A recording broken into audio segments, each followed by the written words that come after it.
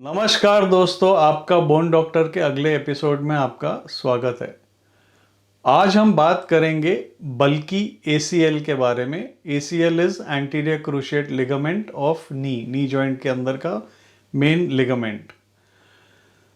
तो इसका कारण तो नहीं पता क्यों होता है, लेकिन कभी कभी एंटीरियर क्रूशिएट लिगामेंट में मिक्सॉइड डीजेनरेशन या मिक्सॉइड मेटाप्लाजिया शुरू हो जाता है। इससे आपका एंटीरियर क्रूशिएट लिगामेंट साइज में बल्की हो जाता है और लेस फंक्शनल हो जाता है।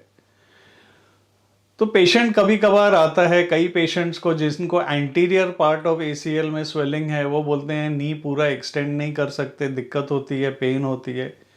कई लोग जिनको ACL के पीछे के हिस्से में स्वेलिंग है, तो वो बोलते हैं कि नी बेंडिंग करने में तकलीफ होती है। कभी कभी ये बल्कि ACL फीमर के नॉच में अटकता है और पेन करता है। आहिस्ते आहिस्ते सिस्टिक चेंजेस आप बोन में भी देख सकते हो लॉन्ग स्टैंडिंग केसेस में, बट बोन के सिस्ट एसिम्प्टोमेटिक या पेनलेस होते हैं। तो बेसिकली क्लिनिकली थोड़ा अंदाज़ा तो मिल जाता है, लेकिन अगर MRI करे तो आपको डायग्नोसिस 100% मिल जाता है। MRI में आपको दिखेगा कि ACL लिगामेंट काफ़ी बल्की हो गया है और कभी कभार ACL के अंदर भी सिस्ट देखे गए हैं। तो पहले तो ट्रीटमेंट कंजर्वेटिव होता है, हम पेन किलर्स देते हैं, एक्टिविटी थोड़ा रिस्ट्रिक्ट करते हैं, फिजियोथेरेपी, मसल स्ट्रेंथनिंग करते हैं और ट्राई करते हैं कि पेशेंट सेटल हो जाए। पेशेंट को बोलते हैं avoid sitting on the floor, sitting cross leg, stair climbing थोड़ा कम करिए, हाई चेयर हाई सोफा पे बैठिए। ये सब चीज़ों से काफ़ी लोग सेटल हो जाते हैं।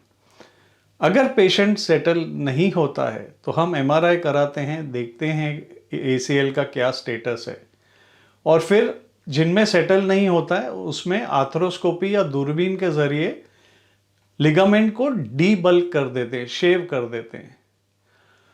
यंगर पेशेंट्स में अगर शेव करने के बाद हम इंटीग्रिटी चेक करते हैं अंडर एनेस्थीसिया, अगर वीक हो गया है लिगामेंट और पेशेंट स्पोर्ट्स खेलना चाहता है तो कभी कभार ACL रिकंस्ट्रक्शन लगता है, बट जनरल केसेस में ओल्डर पेशेंट्स में नहीं लगता है। तो आर्थ्रोस्कोपी के टाइम कभी कभी अगर हमको लगता है कि फीमर की नॉच नैरो है तो फीमर की नॉच भी हम वाइड कर सकते हैं नॉच प्लास्टी करके, ताकि लिगामेंट फ्रीली मूव करे। तो ये लिगामेंट थोड़ा तो वीक हो जाता है, लेकिन फंक्शनल अनस्टेबिलिटी या इंस्टेबिलिटी नहीं होती पेशेंट्स को, and they carry on with life normally. और ये ज़्यादातर रेकर नहीं होता अगर पेशेंट केयरफुल रहता है। तो आज का एपिसोड यहीं ख़त्म करते हैं। अगर आपको पसंद आया हो तो शेयर बटन दबाइए, ज़्यादा से ज़्यादा फ्रेंड्स फैमिली के साथ शेयर करिए और अगले एपिसोड का इंतज़ार करिए। Thank you.